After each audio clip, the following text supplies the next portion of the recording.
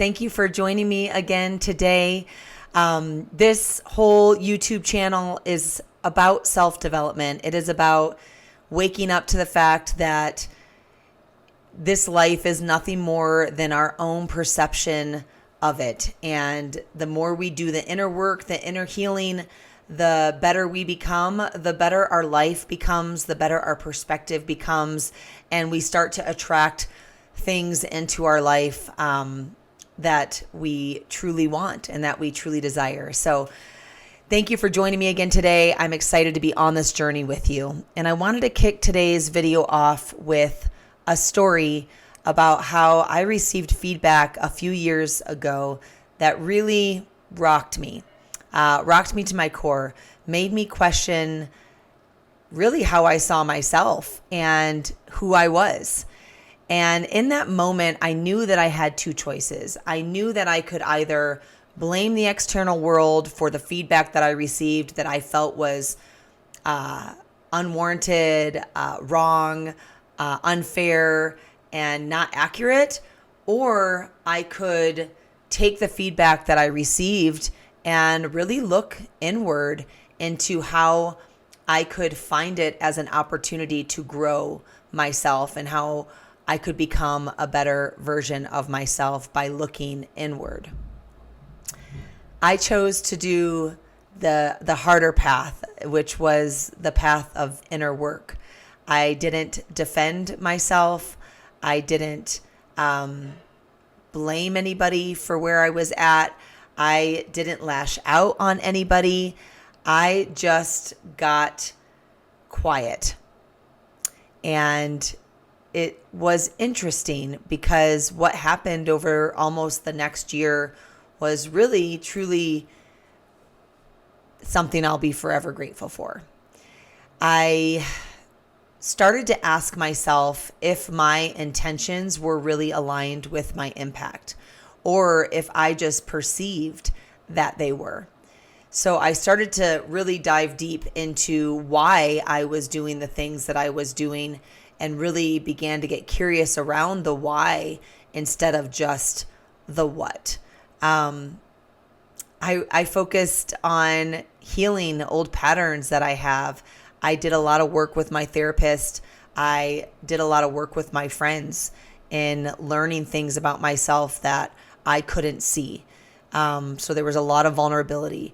And something crazy happened in that almost year that I was focused on doing the inner work. And that was that people started to see me differently. And not because I told them that I had changed. I never told them that I had changed. It was just that my intention and my impact was becoming more aligned, and they could feel that. And so they were starting to see me in a different way. They were starting to see me in the way that I had hoped I would be seen, which was really, really awesome because it pushed me to continue to do the inner work, because I understood that me doing my inner work was going to make a bigger impact externally. That it was opposite of what I thought. I thought I had to focus externally and talk about the impact that I wanted to make, when in reality I had to do my own inner healing, my own inner work. And by doing that, the hope that I had to have in the impact came out. So perhaps if you are with me today and you too want a different experience on the exterior, this video today is going to be about how we can quit focusing on the outside, start focusing on the inside. 3 practices that helped me do the inner work during that time, I'm going to share with you today, and hopefully you'll find them helpful and put them into practice today as well. So step number 1 is to really understand and know without doubt that your superpower is who you are. During that time when I received that kind of feedback that rocked me, the biggest fear I held at that time was that the world was asking me to be somebody that I wasn't, that I wasn't fitting into the narratives of what it looked like to be a strong woman in my field. And that scared me. That made me feel like, oh my God, I'm going to have to wear a mask, or I'm going to have to be somebody who I'm not in order to have success. And good God, was that a lie? Thankfully, I was able to set that lie aside by having friends, close friends, and my husband and people tell me that that was not true, but that I had to become a better version of myself. So I still got to be true to who I am. I got to be authentic, because that is where my power lies. That is where your power lies, is in being you. It's in seeing the world the way that you see the world, and feeling the world the way that you feel the world. Like, that is your superpower. It's who you are.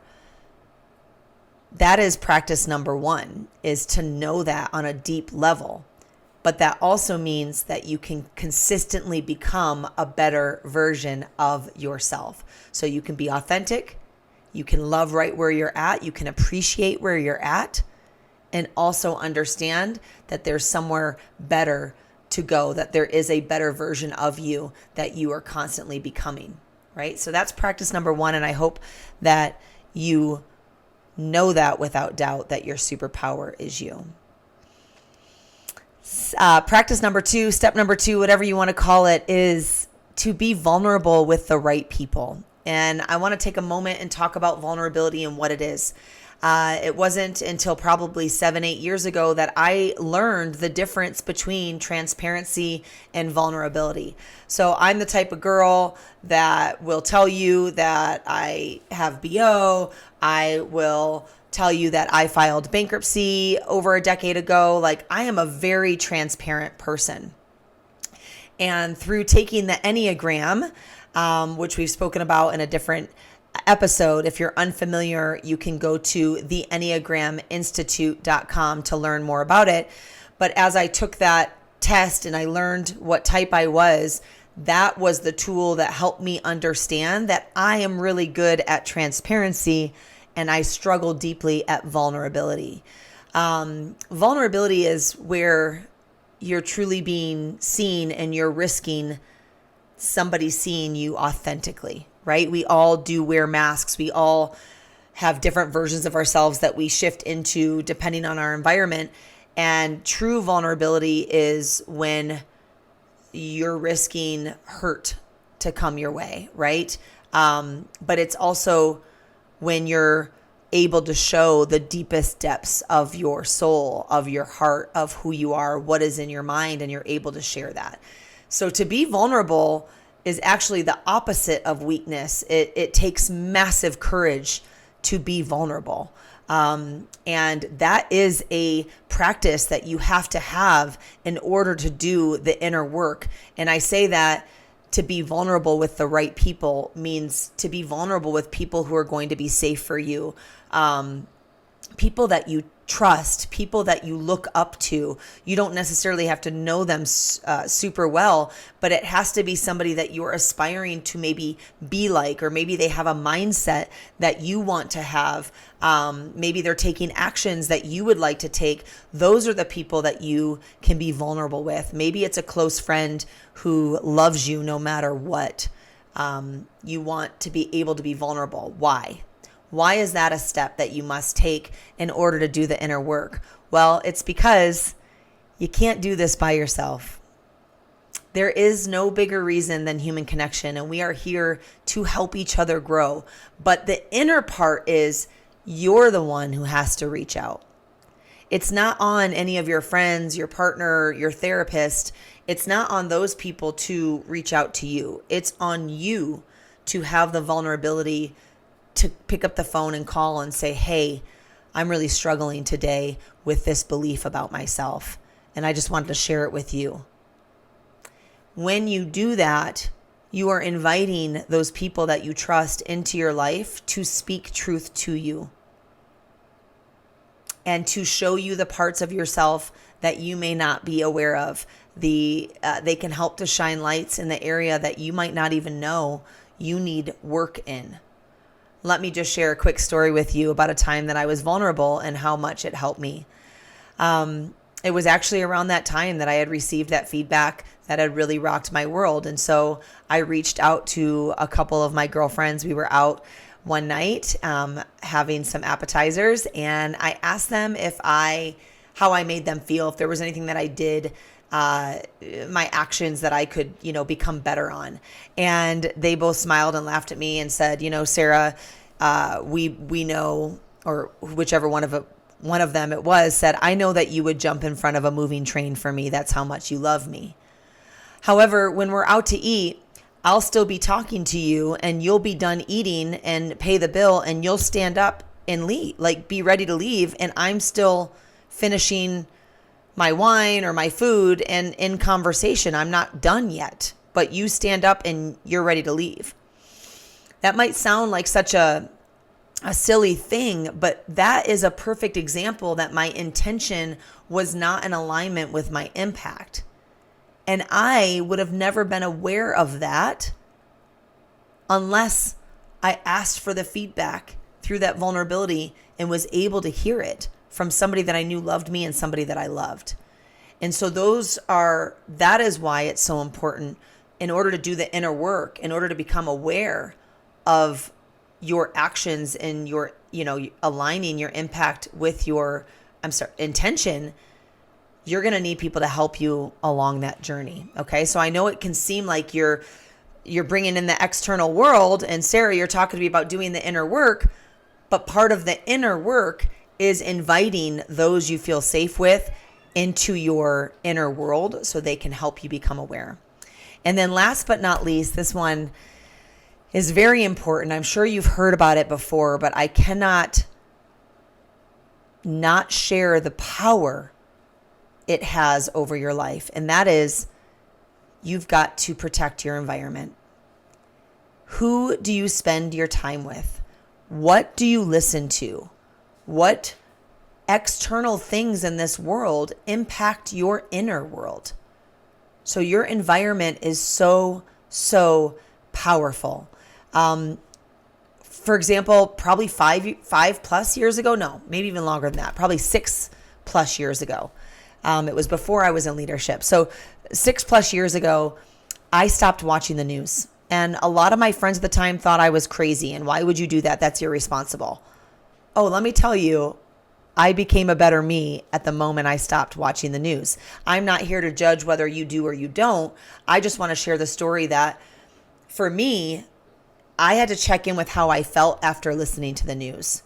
And it wasn't good. I didn't feel empowered. I didn't feel inspired. I didn't feel like I was in a positive mindset. I felt drained. I felt heavy. I felt hopeless. Those were the feelings I had after watching. I felt angry. They were all negative feelings. And so I chose to protect my environment and stop watching the news for how it made me feel. So your environment is the conversations that you're having at work. If you're in an environment where somebody comes over to your desk because you're really nice and they're constantly talking to you about their boss or about this other teammate or about their spouse, and they're just constantly just blaming the external world, and you think that's not affecting you, it is. I am here to make you aware of the fact that your environment 100% affects you.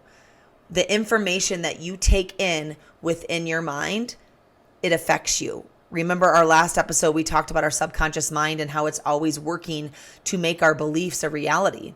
So if you're inputting this information, this news, this fear, this victim mindset with the people that you're around, then that's what's going to come out.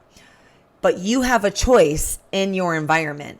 So you can be around a group of people and they can start to shift a conversation into something that you're not comfortable wanting to be there, or a negative conversation of gossiping or talking about someone else. You have a choice. You don't have to stay there. You can absolutely, you don't have to be rude. You don't have to say, oh my God, I can't believe you guys are talking about people. No, absolutely not. You can just remove yourself. You can turn off the TV and the negativity that you're intaking. You have control and power around your environment. And I highly recommend that you work towards filling your mind with you know, different podcasts, different things that make you feel empowered, that make you feel inspired, and that help you, not that bring you down, because your environment is either going to bring you down into a victim mindset, or it is going to empower and lift you up. And so I'm very, very careful about the environment, who I allow into my space, who I allow into my energy, what I allow, very protective of that. And it has helped me to do my own inner work. So those are the 3 tips I have for you today that I hope you find helpful.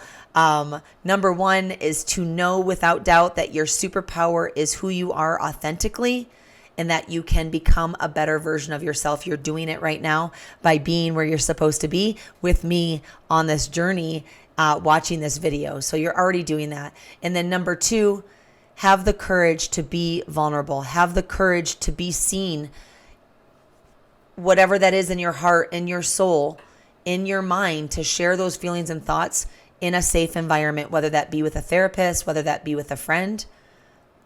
Make sure that you're able to have relationships in your life where you can be vulnerable, so that you can do the inner work you need to do and become aware of the areas where you need to grow and become better.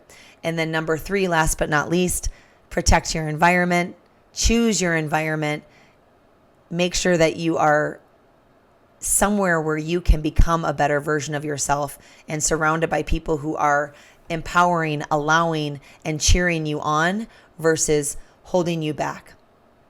Okay? If you found this to speak true to you in any way, shape, or form, I would love if you would leave a comment that just says, what is that one inner shift that you're working on right now? That one inner about you that you're doing differently, the action that you're taking differently, or seeing something differently. I'd love to know what it is so that I can cheer you along in this journey. And here's the exciting part. You can have whatever life it is that you want, because you can become whatever version of yourself you desire. That's not going to happen by focusing on the external, by hoping that your partner becomes different, by hoping that your friends become different. No, it's going to come to you. You are going to attract the life you want as you continue to do your own inner work and you become that better version of yourself. I continue on that journey. You are helping me on that journey. Thank you. And I hope I get to help you on that journey too. You can absolutely do this, and I look forward to seeing you on the next one. Make it a great day.